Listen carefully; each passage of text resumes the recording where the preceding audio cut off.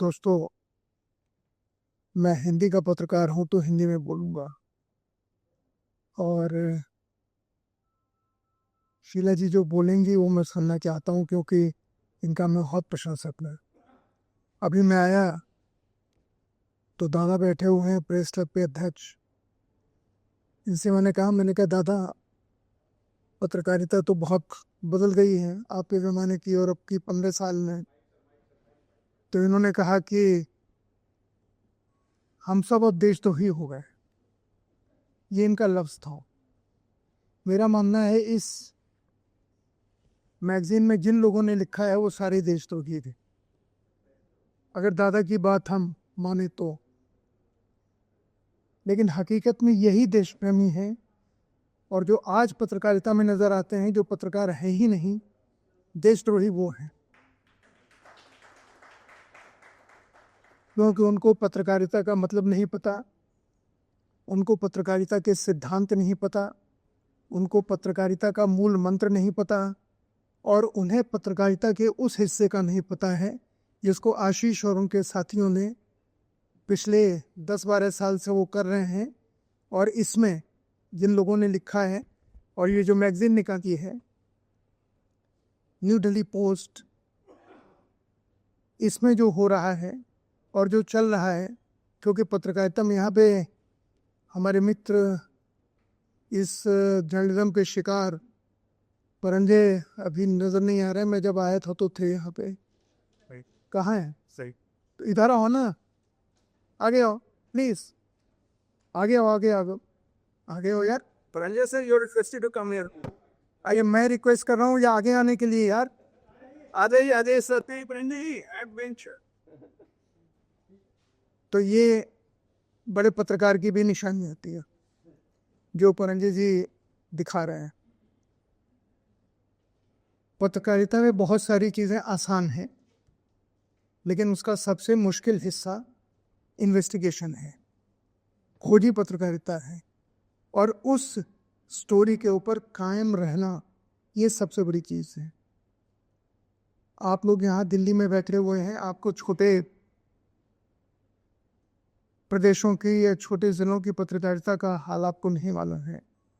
वहाँ पत्रकार अगर चीनी की दुकान पे क्या किस तरीके से उसकी कालाबाजारी होती है, अगर इसके बारे में लिख दे तो उसका मर्डर हो जाता है।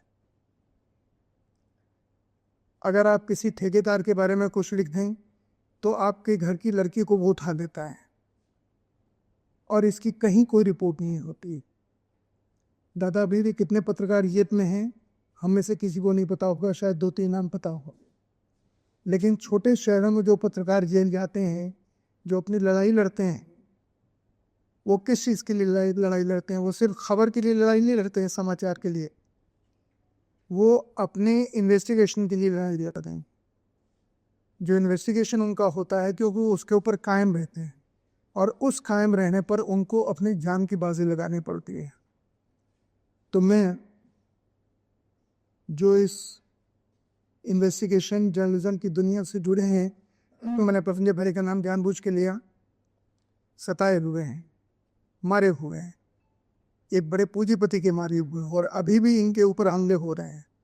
और आप जो करने जा रहे हैं आशीष, आपने भी ऐसी बहुत सारी चीज़ें फेस की होंगी, ऐसा मुझे लगता है, और नहीं फेस की हों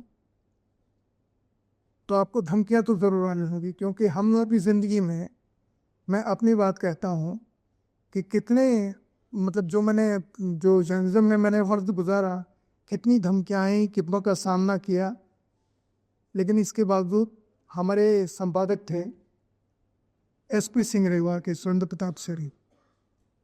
आप ऐसे बहुत सारे उनका नाम जानते होंगे। SP सिंह से मैंने एक बार कहा कि तुम मेरे घर पे मुझे मारने पीटने आ गए, तो सुरेंद्र जी ने मुझे कहा कि मैं तुमको कलम दे सकता हूँ, रिवॉल्वर नहीं।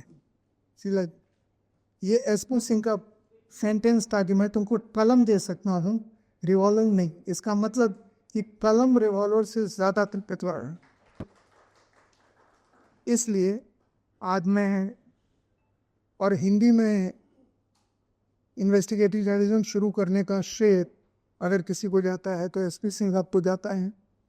अंग्रेज़ी में बहुत लोग करते थे, लेकिन जो फॉलोअप स्टोरी करने का और इन्वेस्टिगेशन का जो नया ट्रेंड अंग्रेजी में शुरू हुआ, मैं उनकी राजनीति से सहमत हूँ, लेकिन मैं एमजे अकबर का नाम लेता हूँ। फाइनेस्ट जर्नलिस्ट, हवा में से खबरें सुनने वाला, इन लोगों को मैं देता हूँ। हालांकि बहुत सारे हमारे अश्विनी सरी वगैरह दोस्त थे, लेकिन नहीं। तो मैं अपनी बात सिर्फ यहाँ पे कहता हूँ कि बहुत सारी परेशानियाँ आएंगी, आपका कोई साथ नहीं देगा आशीष, आपके साथियों को खरीदने की कोशिश होगी, आपको डिवेट करने की कोशिश होगी।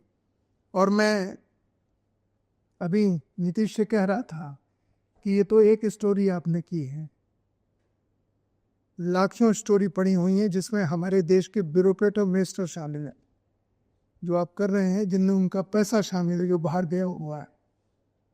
तो ये पूरी की पूरी दुनिया काली दुनिया हो गई। दादा के ज़माने में जो सफ़ेद थी, जिसमें ब्लैक स्पॉट नज़र आती थे, आज ब्लैक स्पॉट नहीं नज़र आता है, आज सारा काला ही काला नज़र आता है। मैं आपको बहुत बधाई देता हूँ, और साथ में मैं शीला जी की तारीफ़ करूँगा कि जिस तरीके से ये स्टोरीज़ करते हैं, जिस तरह से ये जाती हैं और जिस तरीके से उसके साथ बात करते हुए उससे बात निकालती हैं। शीला जी, आपको बहुत बहुत बधाई। आप हम लोगों के बीच की स्टार हैं, आपको बहुत धन्यवाद। और आशीष, आखिर में आपको और आपकी टीम को इस शुभकामनाओं के साथ धन्यवाद कि आप सही पत्रकारिता कर रहे हैं। करते रहिए, जो होगा देखा जाएगा।